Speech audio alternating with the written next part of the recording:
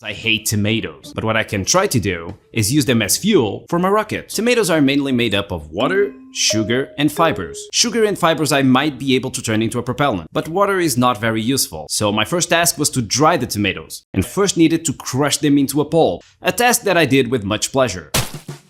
Then I put the result in the oven to dry. What I got was a toasted tomato paste that is even more disgusting than the original form. Luckily, I remember that I can just buy dry tomatoes, which I crushed into a fine powder. But to turn it into a propellant, I was gonna need an oxidizer. I used potassium nitrate. I weighed about 35 grams of tomato powder and 65 grams of potassium nitrate, and then mixed them using the good old dancing technique. Then I arranged the result in a fine line and...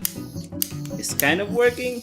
As you can see, the combustion leaves behind a white compound, which I think is calcium carbonate. Calcium carbonate is what eggshells are made of, being the conclusion to all of this that when you burn tomatoes, you get eggs.